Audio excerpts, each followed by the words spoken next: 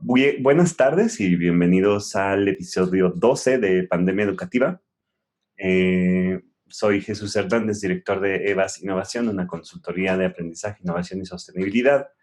Y bueno, Pandemia Educativa, como ustedes saben, es este programa en el cual estamos buscando compartir ideas innovadoras o cosas que a veces pareciera que no son tan obvias o que no están tan a la luz en la educación y que creemos que ante esta crisis, y no nada más ante esta crisis, sino lo que queremos hacer es que haya una apertura más hacia una nueva educación distinta para formar y empezar a co-crear el mundo que queremos habitar.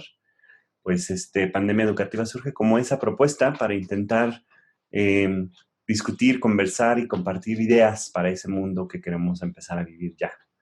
Entonces, pues el día de hoy vamos a tener una plática bien interesante. El día de hoy vamos a tener a Edith Stanesti. Ella es psicóloga, investigadora y promotora de la ética sexual y es una amiga muy querida de EVAS que pues nos va a conversar y nos va a compartir algunos enfoques sobre esto que significa la ética en la educación sexual y por qué es importante también abordar la educación sexual. En el caso mío, en mi opinión muy personal y en algo que yo creo que deberíamos de empezar a considerar es que pues no podemos olvidar que para empezar la ética es como pues no es una norma, es simplemente esta idea superior o ulterior de los seres humanos de qué es lo bueno para todos, ¿no? La ética es universal. No hay una ética propia y no hay una ética de una sola persona, es una ética, es lo que es bueno para todos, o se refiere a lo que es bueno o lo que es malo para todos también. El análisis, el pensar en lo que es bueno para todos y lo que puede ser malo para todos. Entonces, no es válido, y va planteando desde esto, no es válido decir que mi ética o la ética de mi grupo o nuestra ética, pues yo en lo personal me parece un poquito difícil entender que haya diferentes éticas porque la ética yo la entiendo como el pensar en lo que es bueno para todos y el bien común.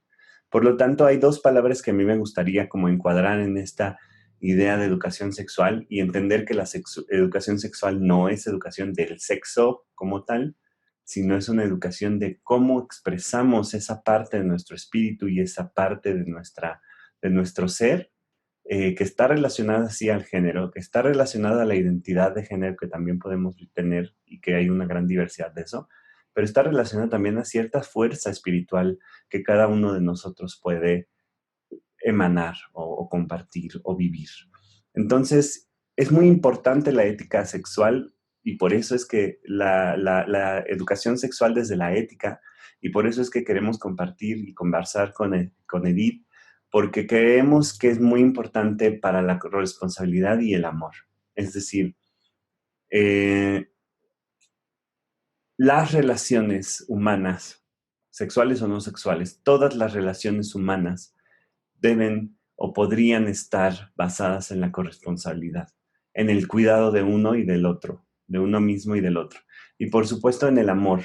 No necesariamente que yo tenga que amar a todas las personas, pero sí en el amor desde el entendido de que amar es querer vivir en paz y vivir bien para todos. Entonces, en este sentido, el bienestar común, que siempre es que es un principio que hemos promovido y que hemos querido que Pandemia Educativa siempre hable del bienestar común, pues es esto, es un poquito compartir por qué para nosotros y por qué pensamos que para la sociedad es importante también empezar a hablar de cómo la sexualidad influye y tiene mucho que ver en generar este bienestar común y esta mejor comunidad y sociedad en la que estamos compartiendo y la que queremos vivir. Entonces, sin más preámbulo y sin más choro de mi parte, porque luego ya saben que yo intenseo un poco, me gustaría presentar a Edith. Edith Stanesti, ella es psicóloga y ha sido investigadora de ética sexual o de sexualidad y ética desde ya hace bastante tiempo. Tiene un grupo que se llama Sexo con Ética en Facebook, en donde muchos seguidores comparten también interesantes conversaciones sobre la ética y la relación de la ética con la sexualidad. Y participó también en la creación de algún libro por ahí. Ahorita igual nos aclaras tú, Edith, porque ya se me fue con la emoción, eh, sobre justo también esta ética sexual en la que, o la sexualidad desde la ética que queremos conversar hoy.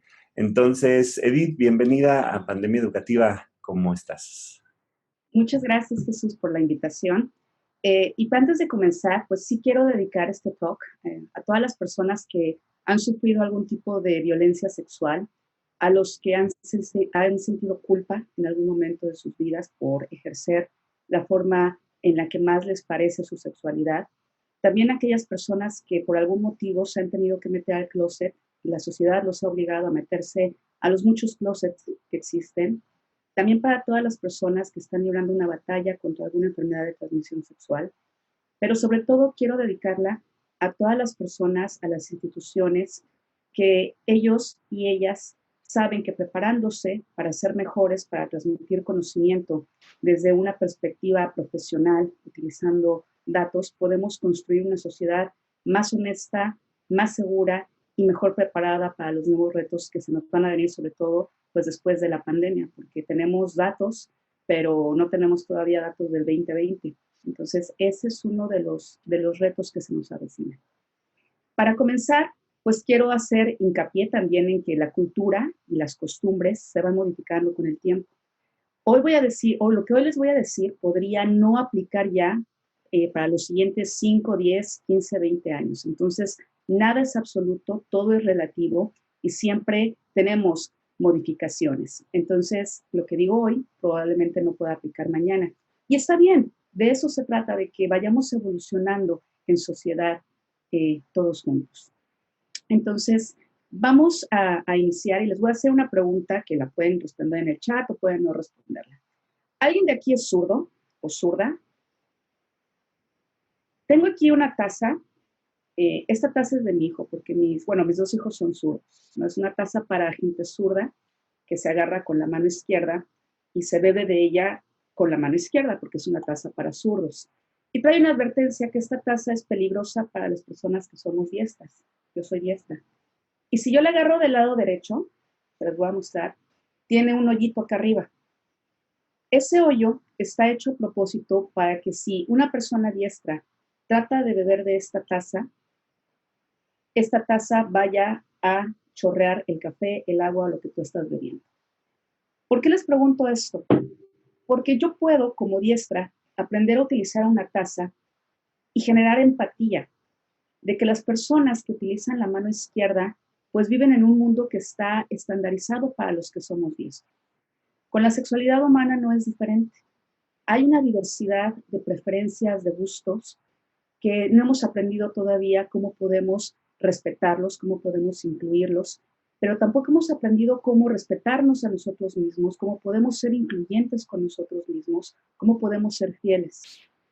Una de las cosas importantes cuando hablamos de la sexualidad junto con la ética es el desarrollo del pensamiento crítico. La ética es un área que se aplica incluso a las ciencias. No está peleada la ética con una cuestión sexual, con una cuestión científica. ¿Por qué el pensamiento crítico es importante en este sentido? Porque el pensamiento crítico nos va a dar herramientas de evaluación de la consistencia de muchos razonamientos que la sociedad ha asumido como verdaderos en la vida cotidiana.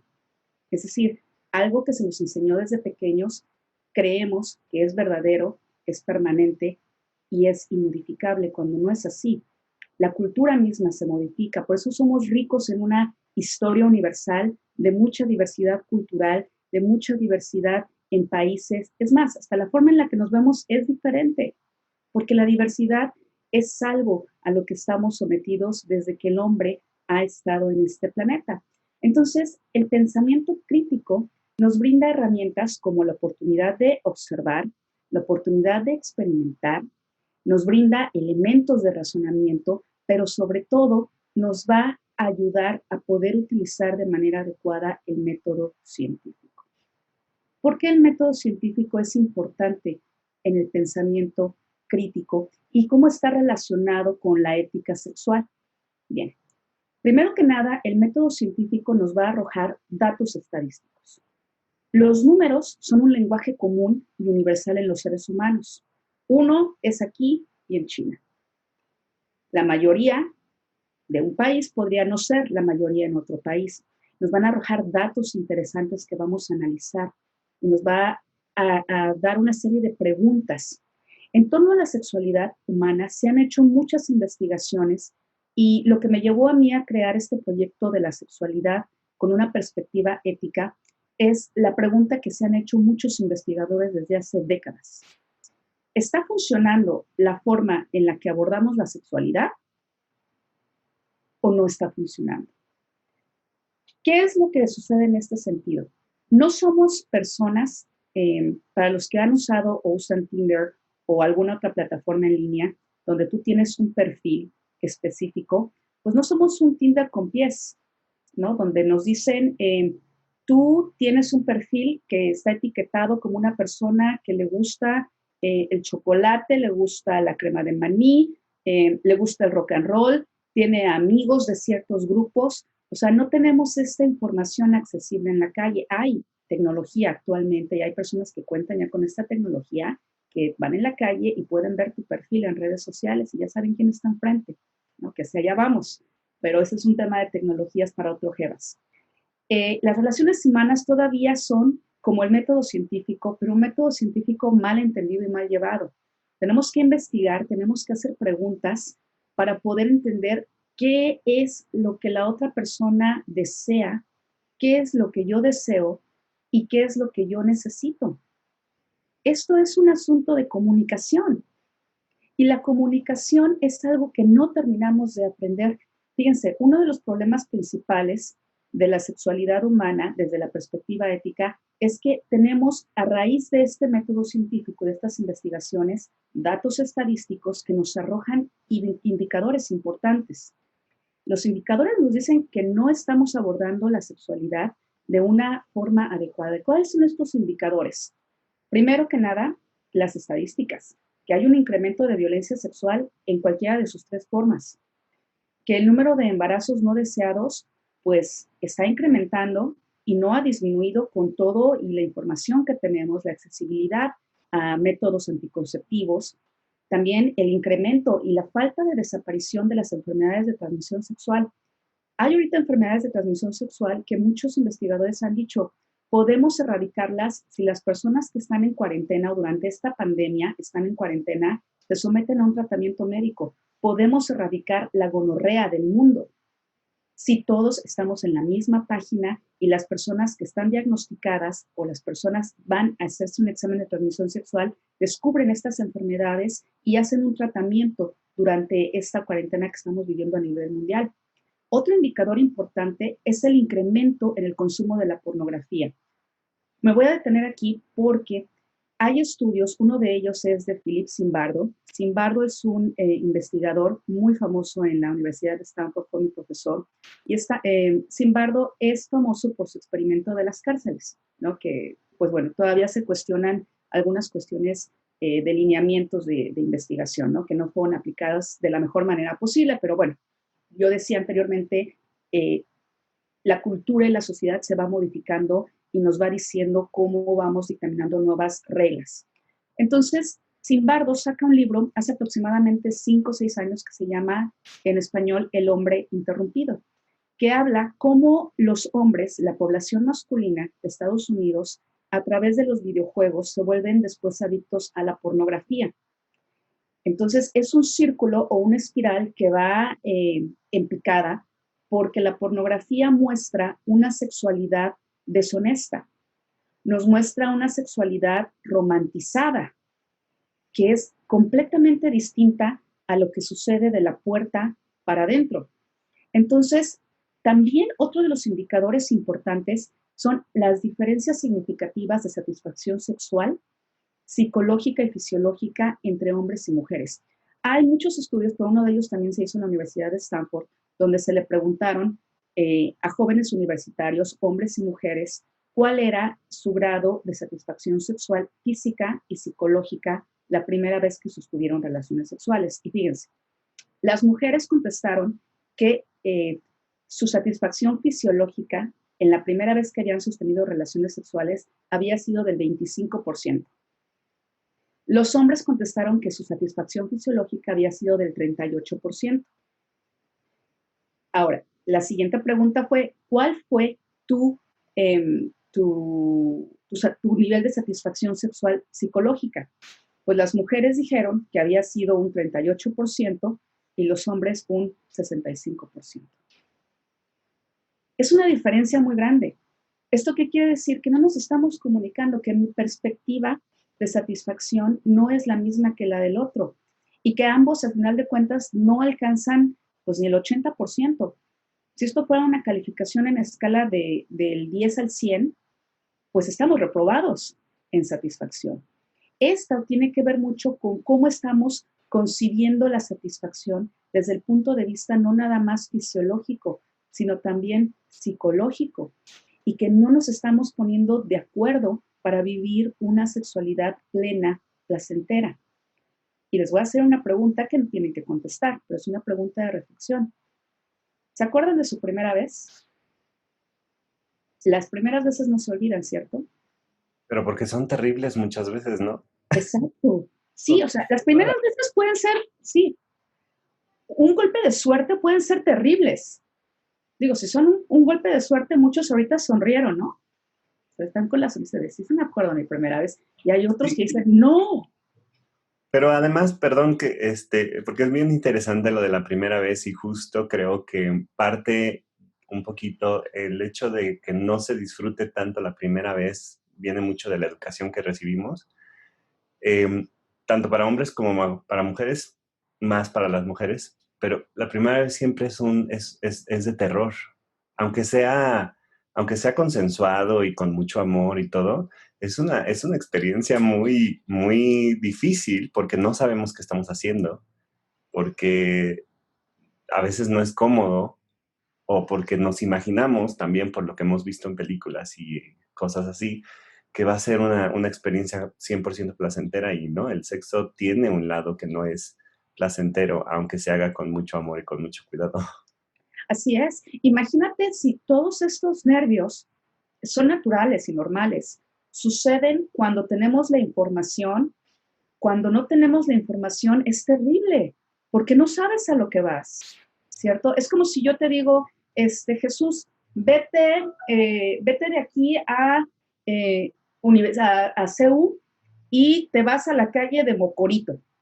Y tú dices, en la madre, yo nunca me he subido al metro, es más, yo no, ni siquiera sé que existe un mapa del metro, cómo lo uso, ¿no? Y chin, en vez de llegar a universidad, llegas a Pantitlán, ¿no? Y aquí no veo ninguna universidad, ¿no? Como que no se ve aquí ningún edificio de la UNAM. Entonces, por eso es importante hablar de una educación sexual desde la ética, en donde seamos muy honestos con lo que se está enseñando, con lo que se está hablando, y que dotemos no solamente de la oportunidad a los demás de poderse informar, sino de poder hacerlo.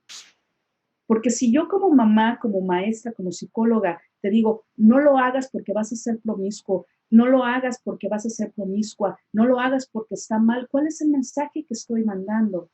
Y yo quiero que las primeras veces de mis hijos, de mis alumnos, de todos los niños, de todas las niñas que van a crecer, crezcan ellos con la información correcta a su tiempo. Y vamos a hablar más adelante del consenso, ¿no? De este dar permiso y la edad adecuada para dar consentimiento sexual. Entonces, si nosotros recordamos esas primeras veces, nuestras primeras veces, antes de decirles a los demás cómo deben de ser su primera vez, pues tratamos de no replicar esas horrendas primeras veces, sino quizá darles una satisfacción de una primera vez, sí emocionante, que no sabes a lo que vas, pero por lo menos ya no vas con los ojos vendados, no te están metiendo a una habitación sin que tú sepas qué es lo que hay adentro, porque en una habitación que te meten con los ojos cerrados puede haber dos cosas. Puede haber una cama con flores, con velitas, quizá con una botella de champán, con un aviso de te amo, te deseo, gracias por venir, o puede ser todo lo contrario, puede ser la entrada a un calabozo donde te van a encarcelar y donde tú ni siquiera sabes que estás metiéndote en una situación que estás, en donde estás poniendo en peligro tu vida y tu integridad personal. Entonces, por eso el consenso saber a lo que te vas a meter, a lo que vas, es importante. Entonces, también una reflexión, ¿no? ¿Se acuerdan ustedes de la primera vez? Ya les dije, ¿no? O sea, ¿se acuerdan de su primera vez? La primera vez que los besaron, que los tocaron. Y ahora vamos a la otra. ¿Cómo fue la primera vez que ustedes besaron o tocaron a otra persona? ¿Los rechazaron? ¿Los aceptaron? ¿Cómo se sintieron? Porque a nadie nos gusta que nos rechacen. A todos nos han rechazado, ¿eh? El rechazo es algo normal y que se debe de normalizar y que no se debe de evitar. Está bien decir no, está bien que te diga no. Y la forma en la que uno liderea o lidia con esa frustración no tiene que ser responsabilidad necesariamente de la otra persona. Mis miedos, mis inseguridades son mías. Yo no tengo que provocar culpa en la otra persona porque me dijo que no. Y eso entra en parte de la violencia sexual. Entonces, cuando nosotros hablamos de la psicofisiología del placer, es indispensable hablar de una ética sexual, porque éticamente tenemos el derecho a una vida sexual sana y plena. ¿Por qué? Porque somos una máquina biológica. Es decir, nuestro cuerpo está fisiológicamente capacitado y adecuado para poder tener placer y sentir placer. Así estamos hechos por diseño. No es lo mismo una disfunción sexual, ojo, que están marcadas y tipificadas en el DSM-5, hay trastornos que requieren atención profesional, a una preferencia en la cual yo estoy consensuándolo, la otra persona en edad de consenso lo está haciendo. Ahora, cuando hablamos de sexo y psicofisiología, pues tenemos la dualidad inevitable, que es la dualidad del placer versus el dolor. El resultado de tener un cuerpo con un cerebro es que tenemos terminales nerviosas, tenemos neurotransmisores y que sentir placer es algo normal, es algo natural, al igual que sentir dolor. Y tenemos la pirámide de las necesidades fisiológicas de Maslow, en donde nos indica esto. El placer sexual está en la base de esta pirámide y está al mismo nivel de la alimentación, del mantenimiento de la salud, de la respiración, del descanso, de ir a hacer pues el baño. El sexo está en el mismo. Entonces, cuando nosotros estamos en esta situación, en esta situación en la cual nos dicen que una necesidad fisiológica está mal y nos meten la culpa, pues estamos en una disfuncionalidad tremenda. Y existe la Declaración de los Derechos Humanos, que si alguien no la ha leído, hay que leerla, es hermosa. La Declaración Universal de los Derechos Humanos de 1948 dice, en el artículo 12, que nadie tiene que ser objeto de injerencias abiertas en su vida privada, en su familia, en su domicilio, en su correspondencia, ni de ataques a su honra o reputación, porque todos tenemos derecho a ser quienes somos. En el artículo 19 nos dice que todos tenemos libertad de la opinión y de la expresión y que no debemos de ser molestados por la forma en la que pensamos, sentimos o actuamos. También en el artículo 26 dice que eso es muy importante, que la educación tiene por objeto el pleno desarrollo de la personalidad humana y del fortalecimiento del respeto a los derechos humanos. Tenemos que favorecer entonces la comprensión, la tolerancia, la amistad, porque si podemos favorecer este entorno de cordialidad, no tendríamos los problemas que tenemos ahorita a nivel mundial, comenzando por la guerra. Porque la guerra es el fin último de que no nos podemos comunicar, de que no podemos respetar las diferencias, que no podemos respetar las diversidades y que no hemos aprendido a vivir nosotros en comunidad. Y los valores morales aquí no entran como una cuestión de censura, ni de resentimiento, ni tampoco de represión. La sexualidad es una forma indispensable de conectarnos, porque impacta el desarrollo psicosexual de las personas. El placer nos hace vulnerables. Fíjate bien, en cualquier parte, en cualquier forma en la que tú estés desarrollando o estés ejerciendo tus necesidades fisiológicas, como puede ser la comida, estamos en ese momento vulnerables, somos vulnerables. Cuando estamos teniendo relaciones sexuales, de igual manera somos vulnerables. Cuando estamos en el baño, somos vulnerables. Alcanzar el placer y satisfacción es un derecho porque con el cuerpo con el que nacimos estamos dotados de esta capacidad. También tiene que ver con la intimidad. ¿Por qué la intimidad? Y esto es muy importante. Porque tener un orgasmo con una persona es un acto de confianza. Es un acto de dejarte ir, de mostrarte vulnerable, de mostrar y sentir este placer con el que todos tenemos y nacimos con la capacidad de sentirlo. También envuelve la cuestión de la comunicación, decirte cómo lo quiero y cómo no lo quiero, pero también escuchar a la otra persona y ser receptiva de las necesidades que la otra persona tiene. Y no solamente eso, también la cuestión del respeto por los deseos y límites propios y ajenos. Tenemos que ser justos y congruentes con las personas y tenemos que ser justos y congruentes con los demás. Está bien decir no. También quiero hablar acerca de que la salud es importante cuando nos conectamos en una forma ética. ¿Por qué? Porque prevenimos enfermedades de transmisión sexual, embarazos no deseados, insatisfacción sexual. Y también, y lo más importante, podemos actuar sobre las líneas de prevención de la violencia sexual. Porque una vez que se ejerce la violencia sexual y que yo transgredo esos derechos de la otra persona y permito que los demás transgredan mis derechos, va a desencadenar una serie de factores físicos y psicológicos que afectan no nada más a la persona, sino que afectan a la sociedad en conjunto. Y obviamente que si yo tengo alineados el placer, la intimidad, la comunicación, el respeto con mi salud, yo me conozco a mí mismo, a mí misma, puedo tener respeto ahora sí por las diversidades. Me acepto y me respeto y puedo otorgar esa aceptación y ese respeto a las demás personas, porque no se puede dar lo que no se tiene. Por eso las escuelas, junto con los padres de familia, tenemos que enseñar y promover el autoconocimiento y los valores morales adaptados a las necesidades actuales con base a los datos, no con base a lo que a mí me enseñaron cuando era niña o lo que me enseñaron a mí cuando era niño, ni lo que yo creo que está bien o está mal. Me tengo que ir con los datos. ¿Qué está diciendo el mundo? ¿Qué está diciendo mi comunidad? ¿Cómo se sienten los niños? ¿Cómo se sienten las niñas? ¿Cómo se sienten los jóvenes, los adultos, las personas con capacidades distintas, las personas de la tercera edad?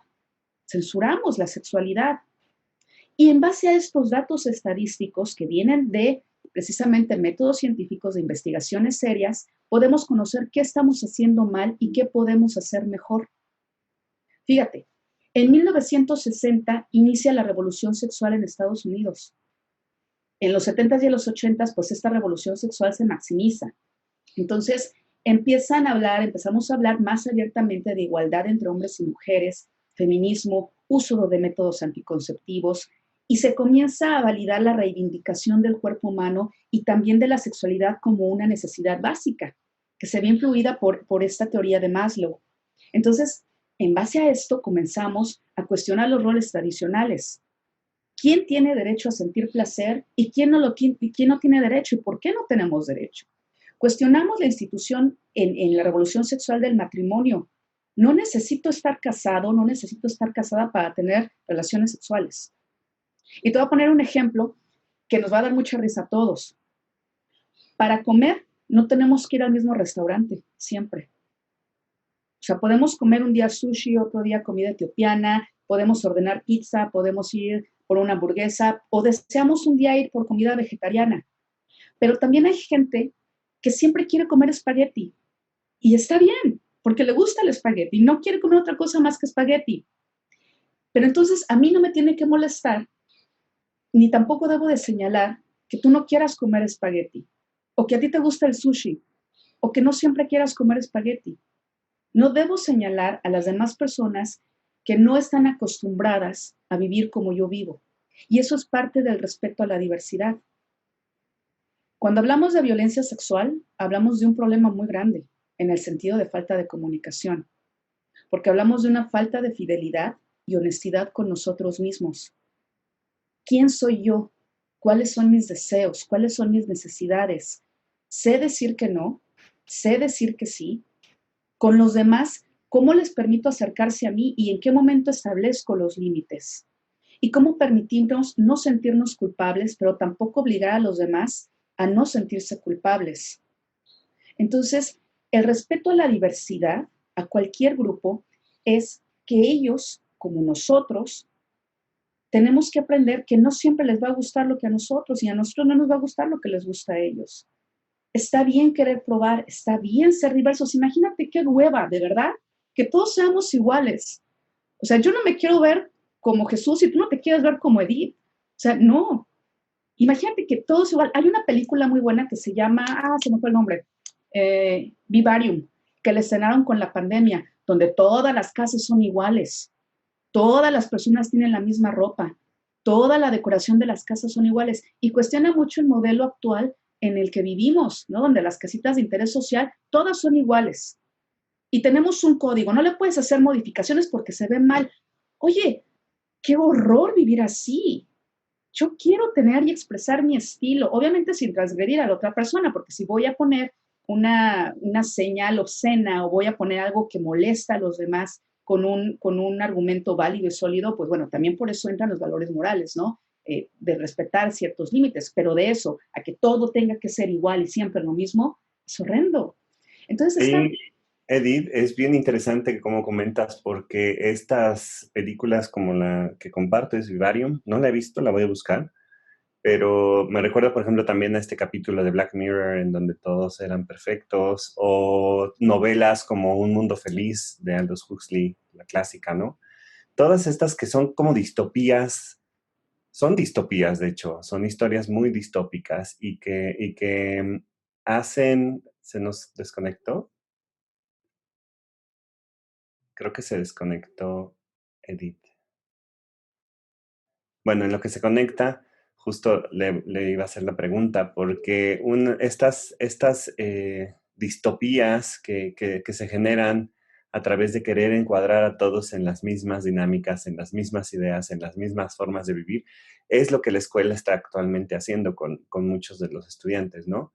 Que todos piensen igual, que todos se eduquen de la misma manera, que todos aprendan de la misma manera, que todos vayan uniformados, que todos expresen su sexualidad de la misma manera.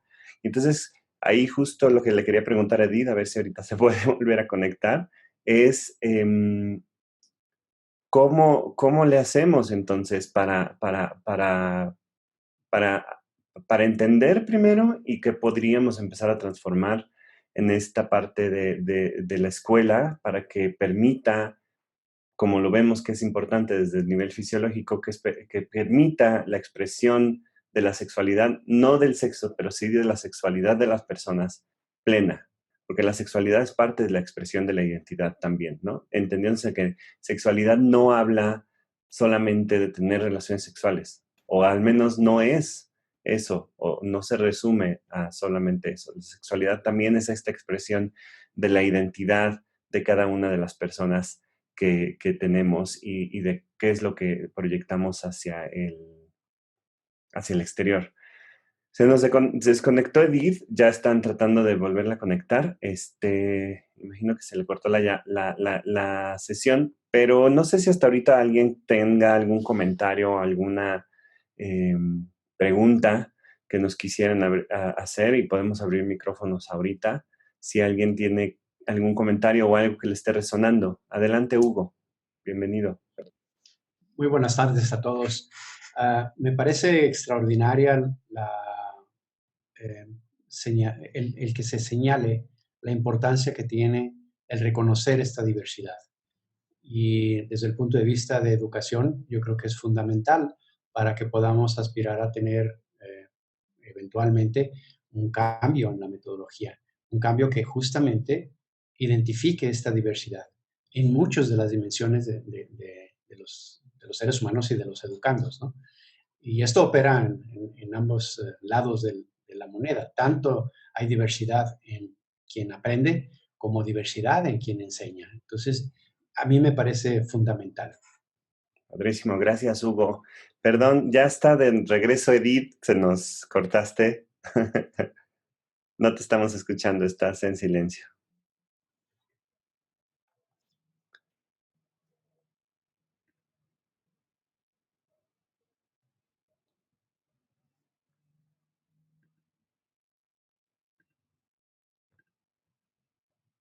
Estás en mute, Edith.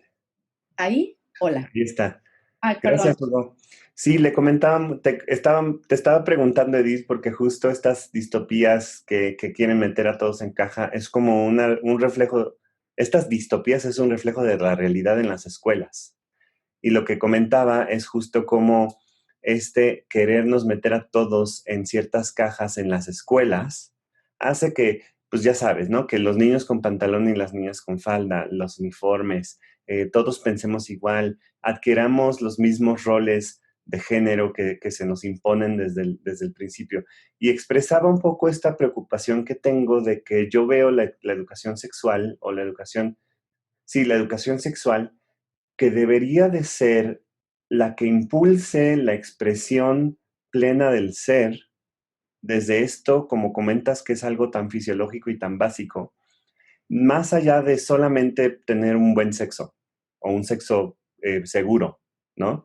Porque la sexualidad, o sea, hay que diferenciar entre sexo y sexualidad, y la sexualidad es una expresión del ser y viene desde cómo nos peinamos y cómo nos movemos y cómo eso funciona para atraer a ciertas personas hacia uno y relacionarse, ¿no? Entonces, esa forma también de expresar nuestras identidades sexuales distintas que existen desde pequeños y que queremos encajonar en solamente en solamente una dicotomía que es hombre-mujer, que también ese es un problema. Y que es un problema de justicia, como habías dicho, ¿no? Son sociedades injustas, pero la escuela pareciera que promueve esa idea distópica de las películas que comentas. Entonces, bueno, te vuelvo a dar la Sí, palabra. y además, fíjate, lo premiamos, ¿no? O sea, Sí, cuando me das la respuesta que yo estoy esperando que me des, eres una buena persona. Pero si me dices que no, eres una mala persona. Entonces, eso es lo que tenemos que evitar, o sea, darle la oportunidad a los demás de lidiar con su frustración y darnos la oportunidad a nosotros de lidiar con nuestra frustración. Fíjense, algo muy importante es cómo nos hemos sentido cuando nos han dicho que no. Pues nos sentimos mal, ¿no? Las emociones a veces pues nos ganan, están ahí. No se puede controlar un primer disparo, ¿no? De esta frustración cuando te dicen no. Y tú dices, bueno, ok, me dijo que no, y quitar esos pensamientos que no son sincrónicos a la realidad, no decir porque soy fea, porque soy estúpido, porque estoy gordo, estoy flaca, o sea, quitar eso y aprender también a cómo decir que no. Fíjate, no es lo mismo que te diga yo, no, gracias, te agradezco, no quiero, eh, no me gustas, a decir, no quiero porque estás muy feo. Es completamente distinto. Entonces, es una cuestión de educación, es una cuestión, por supuesto, de valores morales. La sexualidad libre y plena no tendría por qué estar peleada con valores morales y creemos que los valores morales tienen que censurar a los demás, tienen que reprimirlos y no es así. Y en la revolución sexual se ha probado esto, porque ahí fue donde empezamos, por ahí de los años 80, a hablar de la ética sexual. Esto ya tenía muchos años gestándose, pero comienza el boom a partir de los años 80. ¿Por qué? Inicia la revolución sexual en los 60s, 70s y 80s, comienza a generarse, ¿no? Madonna, está Freddie Mercury, y todo el mundo voltea a ver hacia Estados Unidos pues, por esta revolución, ¿no? Que dices, ¡ay, qué escandaloso! Censuran en muchos países estos espectáculos, ¿no? Yo me acuerdo que de pronto lo pasaban o veía yo los espectaculares y me tapaban los ojos, ¿no? Y decía, pues a mí me gusta, se ve bonita, o sea, me gusta cómo se arregla, me gusta su cuerpo, es el mismo cuerpo que yo voy a tener cuando sea adulta, ¿no? Entonces nos censuran esta parte uh-huh. y desafortunadamente en los años 80, cuando surge esta revolución sexual y hablamos de esta ética sexual, viene la pandemia del VIH. Uh-huh. Un golpe durísimo para el ser humano, porque hubieron, al igual que el coronavirus, pues muchos contagios sin que las personas se dieran cuenta que había una condición médica muy seria para todos nosotros.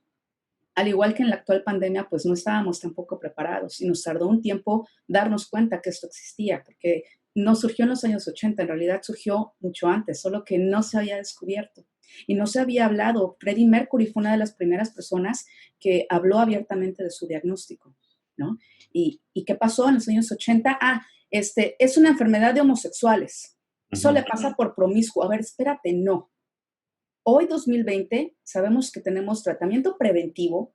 O sea, si yo me voy a involucrar sexualmente con una persona que ya me dijo que es portadora de esta enfermedad, yo puedo comenzar a tomar tratamiento preventivo hasta 2 semanas antes para no contagiarme y obviamente tener otros métodos de anticoncepción y de protección contra enfermedades de transmisión sexual. Y también tenemos tratamientos de emergencia muy efectivos, o sea, que son unos cócteles de madre mía. Claro. O sea, de verdad, yo no sé si ustedes alguna vez hayan pasado por esa experiencia, yo sí lo he hecho, y es horrible, sientes que te mueres. O sea, es una cantidad de medicamentos de lo que te inyectan y lo que te dan en pastillas, que andas volando bajo literalmente durante una semana. Pero existe esa posibilidad. Sí.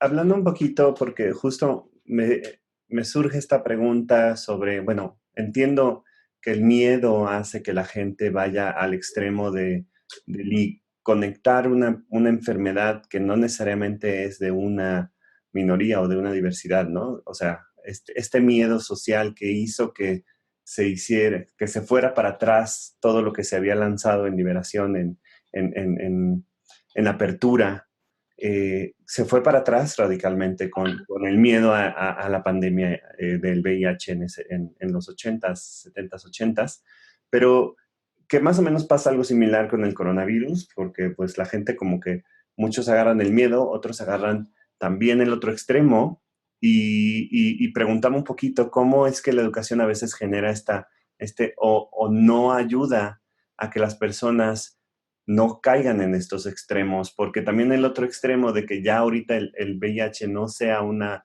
pandemia mortal, sino que ya se puede vivir digna y plenamente con eso, ha hecho también que ciertas personas pues digan, me tomo la pastilla y ya. Y también es un acto de irresponsabilidad el hecho de no cuidar al otro, ¿no? Entonces, no sé, tal vez a lo mejor no estoy, por eso pregunto, ¿cómo se puede promover o qué principios hay ahí que nos está faltando como sociedad promover para que la gente no caiga en el extremo tanto del miedo como de la falta del miedo o de esta, ¿cómo se dice? Recklessness, perdón, qué fresa me oí. Este valemadrismo, pues, o sea, por un lado es el miedo de quienes a lo mejor tienen mucho miedo y entonces se cuidan demasiado, que está pasando también con el coronavirus. Hay quienes están exagerando en el cuidado y hay quienes están exagerando en el valemadrismo, incluso diciendo que es una mentira, ¿no? Lo mismo pasó con el VIH, lo mismo pasa ahora que existen estos tratamientos. ¿Qué principios hay ahí que nos está faltando integrar en la educación para eso, para evitar que los seres, porque bien decía Aristóteles o fue Sócrates, ya se me olvidó, que la virtud es el punto medio entre el exceso y el defecto, ¿no? Entre tener mucho miedo o tener un extremo malemadrismo. Entonces, Todos los extremos son malos. Exacto. Porque te obligan a tomar una postura totalitaria donde no puedes aceptar medias tintas. O sea, o es blanco o es negro. Pero entre blanco y negro existe toda una croma de color gris y de negro y de blanco. Entonces, primero que nada tenemos que aprender a llamarle a las cosas por su nombre. Porque si yo le digo al actual virus, este bicho, esta cosa, le estoy quitando el valor que tiene. Es un virus. O sea, no es bicho, no es cosa, es un virus. ¿Es mortal? Sí es mortal. ¿Cómo voy a saber el rango de mortalidad? Pues con los datos.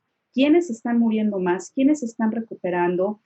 ¿Cuál es el tiempo en el que va a surgir o se va a empezar a expresar este virus? Es decir, las escuelas, los padres de familia, la sociedad civil, tenemos que comenzar a aprender a ser objetivos, llamarles a las cosas por su nombre y no responsabilizar o no dar opiniones personales y hacerlas pasar como hechos científicos. Una enfermedad de transmisión sexual no da por ser promiscuo. La promiscuidad no es que esté bien o que esté mal. La promiscuidad simple y sencillamente significa que tienes relaciones sexuales con muchas parejas y el problema no es ese, el problema es que no te cuidas. Exacto. Y que la otra persona no se cuida. Y el problema es que cuando llegas a tu casa, porque estás casado o estás casada, no se lo dices a tu esposo. cuando pudiste haber ido por un tratamiento de emergencia efectivo y no lo hiciste porque te dio pena, te dio vergüenza, te dio miedo. Ese es el problema. Una enfermedad de transmisión sexual le puede pasar a cualquier persona. Una violación le puede pasar a cualquier persona. Esto no es una cuestión ni de género ni de condición social. A todos nos puede pasar por el simple y sencillo hecho de que tenemos un cuerpo que es una máquina biológica que está susceptible de poderse enfermar, física y psicológicamente. Entonces, si partimos de que una enfermedad de transmisión sexual, un embarazo no deseado, sucede por no seguir un código ético basado en la comunicación, en la responsabilidad, en el respeto y en el honor por uno mismo y por los demás, esto no va a terminar. A mí lo que más me preocupa, pues son las cuestiones de violencia sexual, porque de ahí se desencadena mucho más. Y fíjate, la hipocresía de las personas, los datos, y afortunadamente estamos en la era de los datos, que están sacando de manera objetiva cómo estamos ejerciendo la sexualidad, inicia por ahí de 1950 con el famoso informe Kinsey. Kinsey, él publica un informe basado en un estudio que hizo estadístico en Estados Unidos, donde saca dos obras, una relacionada al comportamiento sexual de hombres heterosexuales, y un año después saca un estudio similar, pero de mujeres heterosexuales. ¿Qué fue lo que encontró? Estamos hablando de 1950, Estados Unidos, ultraconservador, ¿cierto? Encontró que las personas, hombres y mujeres, de casi cualquier estrato social, habían tenido encuentros homosexuales de algún tipo, o bisexuales. También que tienen deseos socialmente no aceptados. En población heterosexual de Estados Unidos, se le ponen a la yugular, ¿eh? ¿Cómo se te ocurre decir que los heterosexuales están teniendo encuentros con gente de su mismo sexo? ¿O cómo me puedes decir que alguien es bisexual? No es eso posible. Sí es posible, ahí están los datos, los números no mienten. Punto. Que después, bueno, se cuestionó un poco la metodología, pero fue uno de los repercusores precisamente de hacer este tipo de estudios científicos mostrando datos. ¿Cómo estamos? O sea, eso de que la mayoría es heterosexual, a ver, ¿qué entiendes por mayoría? ¿Lo estamos midiendo? O sea, ¿qué es normal? Normal no es sinónimo de que está bien o de que está mal. Significa que la mayoría lo hacemos. Entonces son conceptos estadísticos que se tienen que enseñar forzosamente desde la primaria. Sí, la normalidad es un acuerdo a veces impuesto, Las a veces televisoras han consciente. sido terribles, ¿eh? ¿Te acuerdas de Eugenio Derbez en esta Familia Peluche con la Bibi, no? Es que no eres normal. Ajá. Y ya luego te encuentras en la calle a todo el mundo ofendiendo a sus familiares, amigos, vecinos, de esos agresivos pasivos, que es que no eres normal, ok. Y, Sí. o sea, ¿qué tiene de malo no ser normal? Una cosa es no ser normal y otra cosa es no ser funcional y estar ocasionando un daño a los demás, ocasionándome un daño a mí. O si no ocasiona un daño a mí, ocasiona un daño al otro. Y si le ocasiona un daño a otro, esa persona va a estar dañada y va a ocasionar daño a sí misma y a los demás. Y esto es una cadena que no termina de romperse. Y ahí están los números en violencia sexual en Latinoamérica.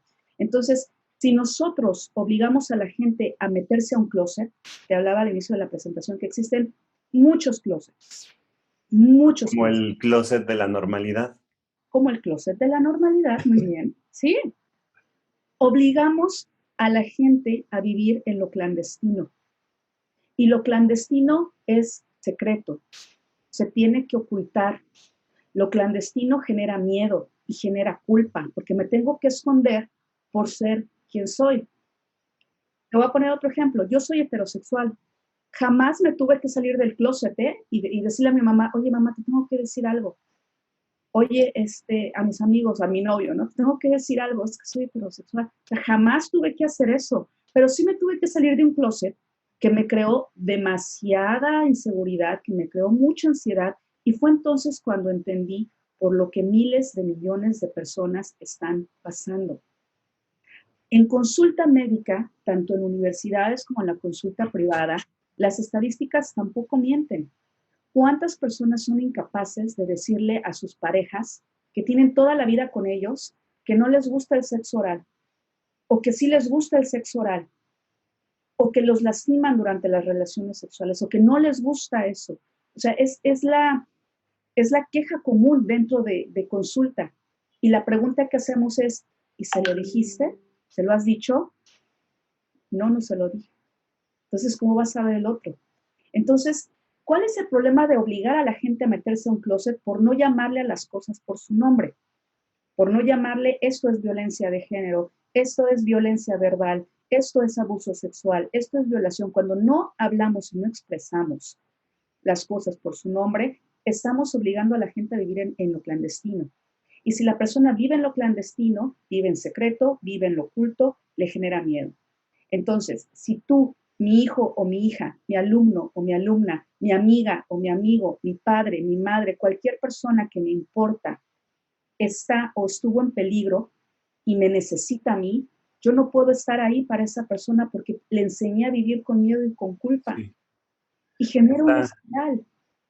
Está bien interesante porque creo que acabas de darnos con esta última parte, nos acabas de dar justo los principios que tendríamos que considerar en la educación, o sea, de llamarle las cosas por su nombre, de confiar en la ciencia, pero también cuestionarla con pensamiento crítico, ser objetivos, asertivos, decir y aceptar lo que no nos gusta y lo que nos gusta y lo que no nos gusta. Y creo que en este sentido, estos son principios que no solamente debemos de honrar y de integrar en la educación en las escuelas o en un nuevo sistema educativo como se tendría que empezar a pensar y a diseñar y a vivir ya por la pandemia y por todo, sino en la vida. O sea, creo que es esta parte de imaginar un mundo en donde podemos llamar las cosas por lo que son y podemos aceptar y decir lo que no nos gusta y lo que nos gusta sin miedos, ¿no? Entonces, en este sentido, me gustaría, también por los tiempos, abrir micrófonos. No sé si alguien tenga alguna pregunta o si podamos también compartir algunas de las preguntas, Adri, que recibimos vía correo electrónico. Podemos empezar con una pregunta y si alguien tiene aquí en la audiencia algo, puede levantar su manita y le damos también espacio para preguntar. Bueno, primero que nada voy a compartir un comentario que nos hizo Hugo Sierra, que está aquí conectado. Él nos recomienda que veamos la película de Kinsey. Es una película estadounidense dramática biográfica del 2004, escrita y dirigida por Will Condon y protagonizada por Liam Neeson. Esa es la recomendación que él nos hace. Y tenemos dos preguntas muy relacionadas. Una pregunta, lo voy a decir anónimamente, es una mamá es una mamá que nos comenta que tiene una niña de 10 años y nos pregunta cómo hago entender que el rechazo es normal. Ella, bueno, nos da un relato y nos dice que tiene una niña de 10 años, que le empiezan a gustar apenas los chicos, pero pues la rechazan, ¿no? Y vamos relacionada también con la pregunta de una chica de 25 años, igual en forma anónima lo voy a comentar. Nos puede decir que lo que comentó Edith del rechazo, que está bien, pero entonces, ¿cómo puede entonces educar sus deseos, sus sentimientos, sus apegos, sus emociones hacia el rechazo cuando una persona le dice, pues no, o sea, no me gustas, realmente no quiero una relación contigo? ¿Cómo lo educa? ¿Cómo hace que esta parte de los sentimientos no se vean reflejados? Miren, siempre se va a ver reflejado.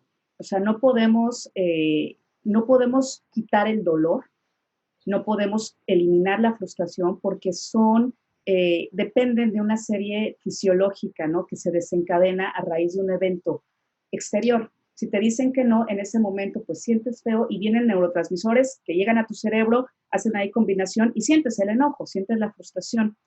Es exposición, pura y absolutamente exposición. ¿A qué me refiero con esto? Si desde niños aprendemos el rechazo como parte de una normalidad, de adultos no nos va a costar trabajo. ¿Cómo estamos educando a los niños? ¿Les estamos diciendo siempre que sí? ¿Les estamos comprando, dándoles alternativas de, ok, no te puedo comprar este juguete, pero te doy este otro juguete? Ahí estamos enseñando a la gente a no frustrarse.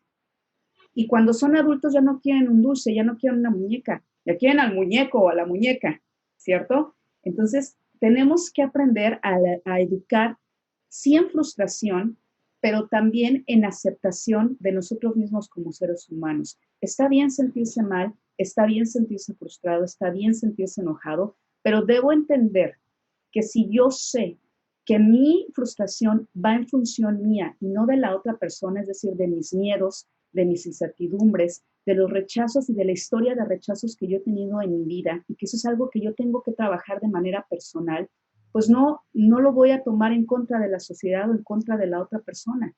Y entender que no debo de tomarlo tampoco personal. Hay gente que va por la vida sin educación, que no sabe rechazar. Qué bonito sería que tú le declares el amor a una persona y le digas, ¿sabes qué? Me gustas mucho, tengo ganas de estar contigo, y que te diga, muchas gracias, me siento pues muy honrado, me siento, inclusive me haces sonrojar, pero no estoy interesado. Muchas gracias, no eres tú, soy yo. Y ya está en ti creerle o no, porque inclusive hay mucha gente, vienen aquí las distorsiones cognitivas, que aunque te lo digan así, no les crees. Y vienen los pensamientos irracionales, ¿no? Es que si estoy feo, estoy gordo, soy estúpida, no sirvo para nada, nadie me va a querer, cuando la persona ya te lo dijo. Y aunque no te lo diga, cuando alguien te rechaza, siempre es así. No es por ti, es porque la otra persona no se siente conectado o conectada contigo y está en todo su derecho de decir que no. Entonces, no debemos de confundir el invalidar nuestros sentimientos, nuestras emociones, con el aceptar que no siempre vamos a obtener lo que deseamos o lo que necesitamos. Y esto es parte de la vida, no siempre se puede tener todo. Mi mejor consejo en este sentido es exponerse, intentarlo una y otra y otra y otra vez, perderle el miedo al rechazo, porque quizá por esa persona que nos rechazó o que nos rechazó de una manera injusta, injusta en el sentido de diciéndonos cosas personales hirientes, o sea, de la forma poco ética de rechazar a alguien con adjetivos calificativos degradantes, no significa que toda la gente es igual. Pero si yo le permito a esa persona que me censure y yo dejo de preguntar y dejo de acercarme y dejo de intentar, pues no voy a encontrar a la persona con la cual yo me pueda relacionar.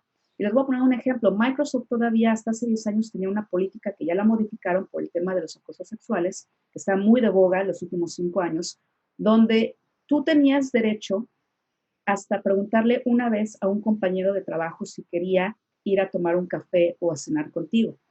Y la otra persona te podía decir que sí o te podía decir que no. Pero si te decía que no una vez, ya no puedes volverle a preguntar otra vez. ¿Por qué es importante educarnos en la ética sexual y entender nuestras frustraciones, nuestros miedos y los miedos del otro? Porque si yo sé que puedo utilizar los valores morales, primero aplicados a mí, hacerme fiel a lo que yo soy, a lo que pienso, a lo que siento y a lo que quiero, me voy a aprender a proteger. Porque yo le voy a decir a la otra persona, ok, sí me voy a involucrar contigo, pero ¿me puedes prestar tus exámenes de transmisión sexual? Ay, no los tengo. Eso es para putos, eso es para putas. Y perdón por el lenguaje que estoy usando, pero es lenguaje que utilizan todos los días las personas. Y entonces Pero nos ofenden.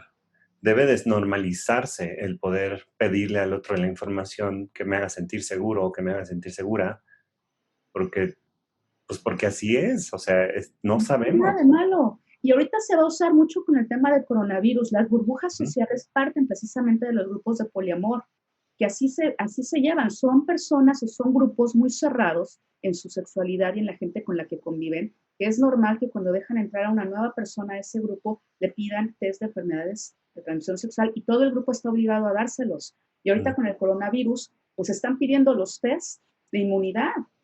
Y Claro. no es algo malo, me estoy cuidando yo, te estoy cuidando a ti, te estoy dando la certeza de que estás bien conmigo. Entonces, si aprendemos a pedir y a dar lo que necesitamos, esto nos va a dar banderas rojas de la otra persona y nos va a ayudar a protegernos, pero también nos va a ayudar a no convertirnos en personas abusivas, Ujú. porque es que yo no sabía y es válido.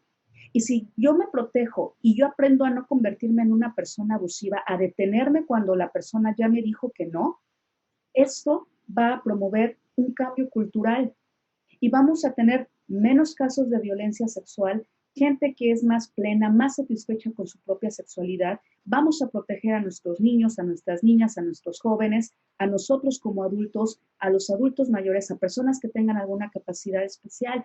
Es una cuestión que tenemos que empezar primero con nosotros mismos para poder dar este cambio. Hay un estudio muy interesante en Stanford que dice, cuando una persona es influyente en su manera de vivir, en su manera de actuar, y sobre todo congruente, pasa la voz. Y esta voz llega hasta una tercera generación de personas que a su vez cada persona va a estar como pasando la voz y se hace una cadena. Eso es lo que estamos buscando con la ética sexual, que tengamos la oportunidad de enseñarle a otras personas que hay otras formas de vivir y que los valores morales no están peleados con una vida sexual satisfactoria, plena, segura, porque queremos detener la violencia sexual. Yo quiero dejar de escuchar que a alguien lo agredieron en la calle verbalmente y eso lo marcó de por vida. Sí. Yo quiero dejar de escuchar que un niño o una niña tuvo miedo a decirle a su papá o a su mamá que está viviendo en una situación de peligro, o un joven o un adulto, porque eso nos puede pasar a cualquier edad. Hay mujeres de mi edad, profesionistas, que siguen siendo abusadas, que siguen siendo violadas porque nadie les ha enseñado y no sabían que pueden decir, no quiero. Inclusive estando en el acto sexual, tú puedes decir, ya no me gusta. Levantarte, vestirte e irte de manera segura. Claro. Muchas gracias, Edith. Pues lamentablemente se nos terminó el tiempo. Me gustaría nada más saber si alguien de aquí, de los presentes, tiene alguna pregunta o comentario. No sé si quieran tomar micrófono para cerrar.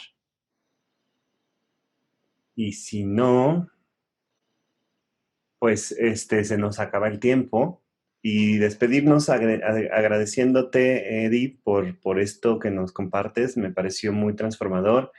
Y me inspira un poquito y me hace recordar algo que dijo Björk en sus últimos conciertos de Utopia, cuando estuvo por aquí. Ella hizo un manifiesto más enfocado hacia la sostenibilidad, pero la sostenibilidad tiene un impulso y una parte social muy fuerte, ¿no? Pero hay una frase que dice que justo es momento de empezar a tejer una bóveda, así lo voy a citar como más o menos lo recuerdo del manifiesto. Es momento de tejer una bóveda matriarcal, imaginar el futuro y empezar a vivirlo ahora.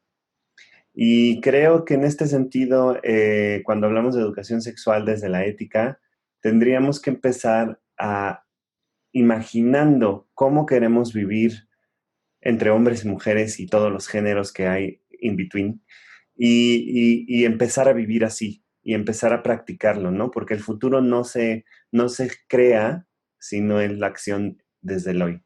Entonces, pues lástima que el tiempo apremia y que se acabó la hora, pero estaremos compartiendo obviamente todas estas llamadas y estas conversaciones con Edith y con todas las demás personas que hemos tenido invitados en otros capítulos en Pandemia Educativa en nuestra lista de YouTube y también en nuestro grupo de Facebook Pandemia Educativa, así nos pueden encontrar.